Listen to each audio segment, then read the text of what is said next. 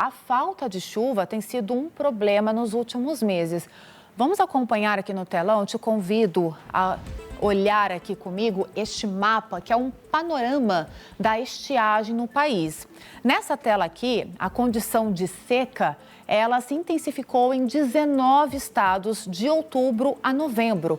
O avanço da estiagem foi de 58% para 68% do território nacional. Os estados onde a seca se intensificou são esses marcados em vermelho do mapa. A gente começa lá em cima em Alagoas, Ceará, Espírito Santo, também passando ali pelo Goiás, Maranhão, Mato Grosso do Sul, Minas Gerais, também Pará, Paraíba, Pernambuco, Piauí, Rio de Janeiro, Rio Grande do Norte, Rondônia, Roraima, São Paulo, Sergipe e também em Tocantins. Então, toda essa área em vermelho é onde teve um avanço da estiagem. Esse mapa, gente, é uma referência considerando o mês de novembro, tá? Vamos mudar a nossa tela para acompanhar, porque este outro telão aqui explica a intensidade da seca em cada área do país. A área que está marcada em azul tem seca relativa, é o nível mais brando do fenômeno. Em amarelo, é uma seca considerada fraca. Em marrom claro, é uma seca moderada. Em laranja, seca grave. E reparem que parte do estado de São Paulo, de Minas Gerais e também do Nordeste estão nessa situação em vermelho. Seca extrema, também com os estados do Nordeste. Aí, nós vamos agora trazer o reflexo aqui no estado de São Paulo, porque vocês viram que a situação no estado é preocupante, é de alerta. Vamos trazer então aqui, agora sim, aquela página dos mananciais, que é da página da Sabesp, para a gente ver como que está o nível dos reservatórios hoje. Vamos colocar aqui como que eles estão agora. Quando a gente olha nesse cenário, todos estão na casa de 20%, exceto ali de Cotia, que está com 42,2%. Eu vou até me aproximar aqui dessa tela para eu poder ler melhor para vocês. Olha, a gente começa no Sistema Integrado Metropolitano, está tendo uma redução mais tímida, mas ainda assim está funcionando na capacidade de 26,2%. O Alto Tietê teve uma pequena melhora, mas ainda assim funcionando abastecimento ali na casa de 20% dos reservatórios. O Cantareira é onde chama também a nossa atenção por conta da demanda, de abastecimento de uma grande parte da população, de 20,1%. Onde está um pouco mais confortável é o sistema de Cotia, também sistema de Guarapiranga e o Rio Grande. Mas quando a gente olha ali de novo para Rio Claro, apesar de uma pequena alta, está ali com 38,2% da capacidade de abastecimento. Então, quero que vocês observem que este é o cenário que é atualizado diariamente também pela Sabesp. Esse cenário é o pior para o mês de dezembro desde a crise hídrica de 2014 e 2015. E é sobre essa seca no estado de São Paulo que nós vamos conversar agora com o Carlos Bocuí. Ele é o presidente do Instituto Brasileiro de Proteção Ambiental. Vai aparecer aqui no nosso telão para a gente poder conduzir essa conversa. Olá, tudo bem? Seja bem-vindo ao News Primeira Edição. Bom dia. Como vai, Luara? É um prazer estar aqui. Que ótimo. Vamos começar a nossa conversa. Já trouxemos todo um panorama de estiagem, de seca no Brasil e, de modo mais específico, como estão os nossos sistemas, as nossas represas no estado de São Paulo. A que se deve esses reservatórios com níveis tão baixos? É só a falta de chuva ou a gente pode colocar outros fatores também? Olha, é bem interessante esse quadro hoje que se desenha, porque nos dá uma ideia de como São Paulo, ao longo do tempo, foi evoluindo para um processo de desertização, de perda de capacidade de água, de ter água nos seus mananciais para abastecer uma população que é gigantesca, serviços essenciais, quer dizer, o metabolismo de São Paulo é imenso do ponto de vista industrial, comércio, serviços, etc. Quando a gente retoma esse assunto lá, por volta da época da colonização do Brasil, São Paulo era uma região que chovia dia sim e dia não, segundo o padre José de Anchieta, quando escrevia os seus relatos. Então, essa realidade foi mudando ao longo do tempo, porque foi se desmatando o entorno de São Paulo. Então, o grande problema hoje é que os mananciais de São Paulo, eles não contam com florestas envoltórias. Por exemplo, quando você vê nesses dados, os dados do reservatório de Cotia, que está em maior quantidade de água, ele é completamente envolto em florestas. Então, ali você tem uma produção de água maior, porque tem uma massa arbórea, tem um solo que é propício para reter a água durante um período de chuvas, que depois vai retornando para o reservatório de forma constante, mesmo quando não chove. É importante perceber que essa dinâmica dos mananciais se dá dessa forma, né? O solo retém a água com as chuvas quando chove e depois essa água vai vertendo, mesmo no período de estiagem, para o reservatório. Então é muito importante associar a ideia de floresta no entorno dos reservatórios, né, de áreas florestadas, e a capacidade de produção de água desses reservatórios de São Paulo.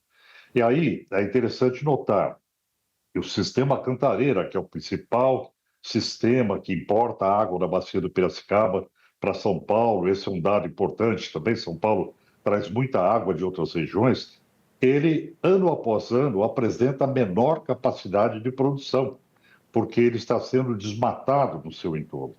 Então, o que é importante falarmos na crise hídrica ou em situações como a de hoje, que ocorre em São Paulo, é que é necessário um programa de revitalização dos mananciais. Esse é o primeiro ponto de importância para São Paulo como política pública para a água, né?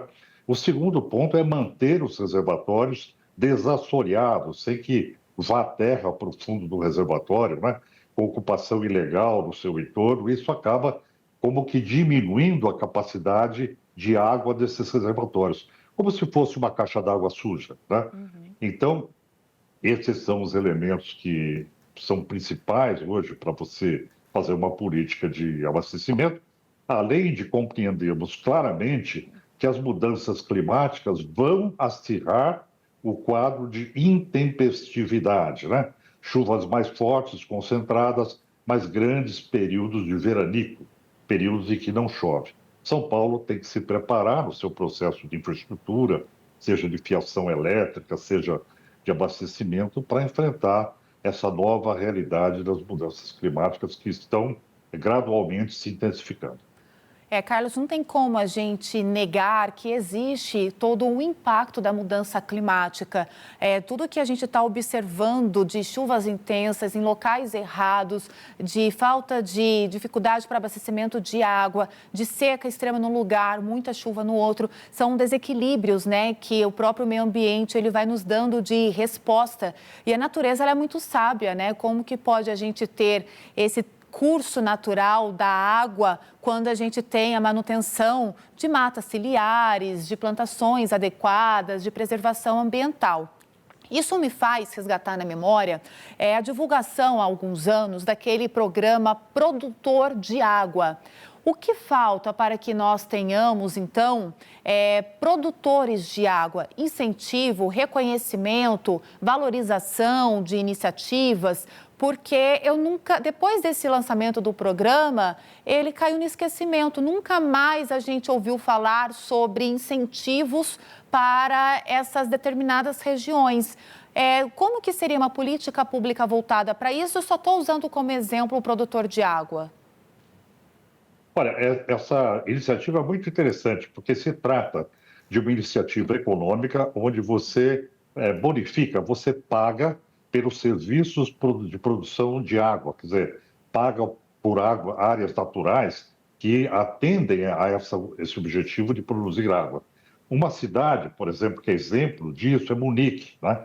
Munique, na Alemanha, onde toda a área de produção de água é protegida e os proprietários rurais que lá estão, eles recebem o valor da cobrança da água, pela distribuição da água na cidade de Munique. Então, primeiro, não se aplica agrotóxicos nessas áreas, né? Se mantém uma qualidade do solo permitindo que a qualidade da água seja muito boa. E, além disso, há um incentivo para manter áreas florestadas, tá? Para você ter propriedades rurais com áreas de floresta. Então, tudo isso atende a um ecossistema preparado para a produção de água, que é a vocação natural dessas regiões. São Paulo, nós temos a região da Cantareira, todos os municípios ao norte de São Paulo, eles têm essa função de produzir água para São Paulo, né? Então, programas de incentivo econômico para a produção de água são fundamentais para convencer aqueles que são proprietários de terras que eles podem fazer um bom negócio mantendo as suas propriedades com árvores, com vegetação, com um plantio, com uso adequado, né? Que seja voltado à capacidade do solo de produzir água. Então, de fato, esse é um instrumento importante que falta para São Paulo como elemento para enfrentar o problema da crise hídrica. Inclusive, a Sabesp bateu um recorde aí de captação. Queria que você falasse sobre isso. Essa questão de como São Paulo traz água, né, para abastecimento é muito interessante. Inicialmente, São Paulo vivia dos mananciais que estavam dentro da cidade, né? Se a gente olhar os mananciais do Alto Tietê, da região da Billings, da Guarapiranga, depois São Paulo passou, no século passado, no início do século, a importar água da região da Bacia do Piracicaba, através do sistema Piracicaba, Capivari e Jundiaí. Então, hoje, grande parte da água que São Paulo consome, da região metropolitana, vem de uma outra região hidrográfica. E essa água, ela faz falta naquela região, porque nós estamos importando um elemento que é essencial para abastecimento, para serviços, enfim, para o desenvolvimento da região. Depois, São Paulo passou a trazer água do Juquitiba, da região do Complexo Lagamar, que faz parte do Vale do Ribeira, trazendo água do Rio São Lourenço. Então, São Paulo, ao longo do tempo, foi trazendo água de todos os locais próximos que podia, fazendo uma reversão de bacia. Aquela água que ia para aquela região, ela foi revertida e agora vem para São Paulo.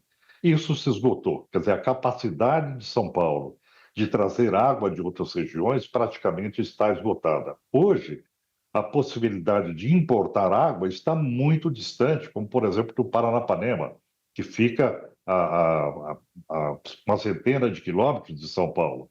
Então, não dá mais para São Paulo trabalhar com essa lógica de importar água, porque vai faltar água para essas regiões da onde retira a água, né? E, diante desse fato, nós temos que entender que o processo de gestão de recursos hídricos que se deu em São Paulo foi sempre baseado nessa possibilidade de importação de água. Não dá mais. Agora a situação é diferente. E pior, você tem um sistema difícil do ponto de vista climático. Então, é preciso que nós trabalhemos com essa possibilidade de revitalização dos mananciais, esse é o primeiro ponto, né?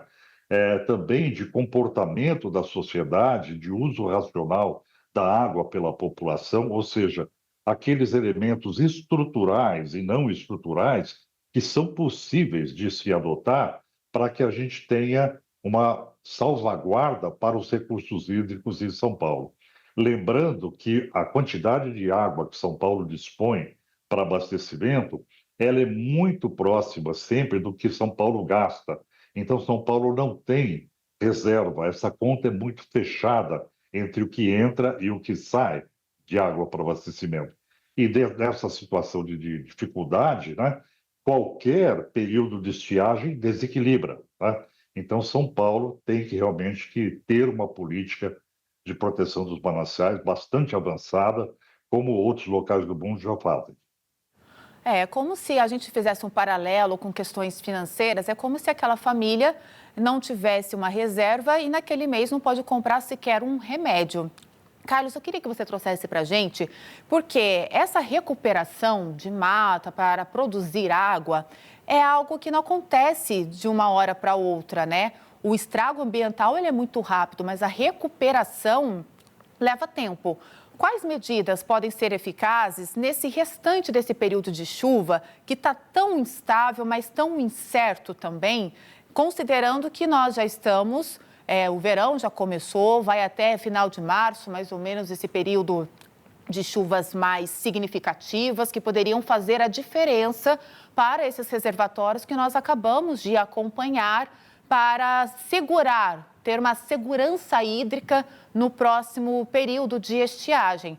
O que pode ser feito? Porque parece incoerente quando a gente tem a Sabesp, que é uma companhia que abastece mais de 300, quase 400 municípios do estado de São Paulo, ela batendo um recorde de captação de água. Então, se a gente tem desperdício, recorde de captação de água, não tem produção de água, é uma conta que dificilmente ela vai se fechar. Como fica esse ano? Olha, então, esse é o grande problema. Você tem um estado de calor intenso e o que pode acontecer no futuro é justamente a repetição desses fenômenos de calor intenso para a região metropolitana de São Paulo, para a região metropolitana de Campinas, que são regiões interligadas por sistemas de abastecimento, como o sistema Cantareira, e aí você vai ter o maior consumo, né? Então, o grande segredo da gestão da água é o uso racional, né? É você trabalhar para que as pessoas consumam menos, que elas tenham sistemas que permitam o menor uso de água. Então, nesse sentido, o comportamento da população é muito importante para que nós tenhamos água para todos, né? E é muito importante também perceber que, na questão da água de abastecimento, acabam sofrendo mais as populações que estão na periferia de São Paulo, que estão na ponta da linha, né? Onde a água acaba não tendo pressão suficiente para chegar. E muitas famílias onde a água, que com pouca pressão também, como fornece a Sabesp, não chega para carregar a caixa d'água, né? Então, essas medidas de contenção e de uso racional e de racionamento por parte da Sabesp têm que levar em consideração que a população não pode ficar sem água, né? Quer dizer, tem que ser um sistema que ele seja justo, que seja solidário, para que todos tenham água para enfrentar uma situação como essa. Pensar que nós vamos ter que enfrentar ondas de calor sem água disponível é um absurdo. Quer dizer, o governo vai ter que se empenhar seriamente em equacionar esse problema de curto prazo que acontece agora, como você disse, que é garantir o abastecimento nessa fase de crise hídrica que está se instalando, né? E também de ir promovendo a melhoria dos mananciais para enfrentar isso no futuro. Então, essas questões de uma política de uso racional e de otimização e recuperação dos mananciais é uma política da qual nós não vamos poder fugir. Nós vamos ter que implementar esse modelo em São Paulo. Muito obrigada, Carlos Bocuí, presidente do Instituto Brasileiro de Proteção Ambiental. É sempre bom a gente conversar e compreender um pouco mais aquilo que está além dos nossos olhos, né? Nada como ter um especialista para que a gente possa compreender onde de fato está o problema e pensar sim em soluções. Muito obrigada, bom dia, feliz ano novo para você.